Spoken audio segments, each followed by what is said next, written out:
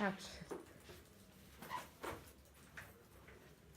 Hey guys! Hey! How are you doing? Good, How was your Thanksgiving break? It was so good. How's yours? Oh.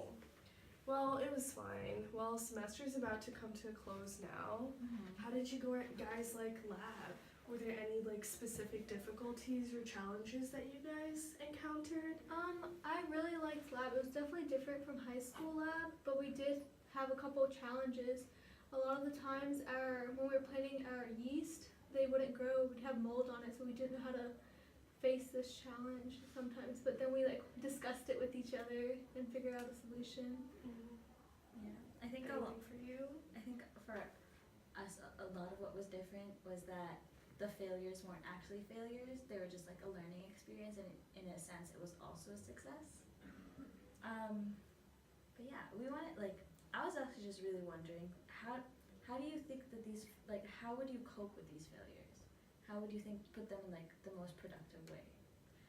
Genuinely, I think that you're ready on the track to overcoming these failures, because just from the 2 extra years of experience that I've had, I've realized that the biggest thing about research is realizing that failures are an essential part of the process, and that every failure you encounter is not necessarily a dead end, but merely an obstacle that you have to overcome, and that there are many different paths to reach the same end result, and that it's really just a very integrative experience where you have to collaborate with others. And honestly, the most important attitude and mindset to have is what we've learned in every psych class, the growth mindset.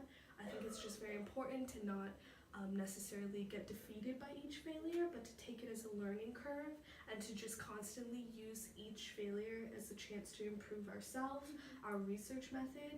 And I also think another important attitude to have is also to be willing to reach out to your professors and TA, and not be afraid to make use of their experience and ask for guidance in order to improve your method. So that really is what research is in the college setting, and I'm sure it will change, but not that much. But yeah, I mean, is there anything do you think the advice I'm giving you is going to help you deal with future obstacles to come? Or is there anything more specific? Do you still enjoy research too after this semester?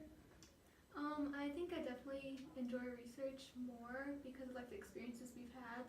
I've learned that the issues or the challenges we face is something that all researchers face, and so it's okay to face them, and the important part is how you overcome it and stuff like that. Because I think it really goes back to that growth mindset thing that you were saying, because research is not okay, this worked, and so that's the only positive thing that came out of today. It's also that this didn't work and why that didn't work.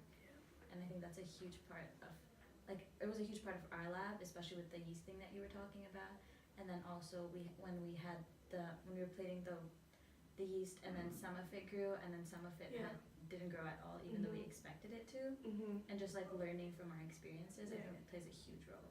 Yeah, and I personally realized that a common misconception that a lot of people have is that research is very straightforward, but that's not what it is at all. But it's still a very fruitful environment for us to grow as people and researchers. And I'm so excited that you guys enjoyed this semester though, despite the challenges, and you guys are both going to make great researchers in the future, and I'm excited to work with you guys again.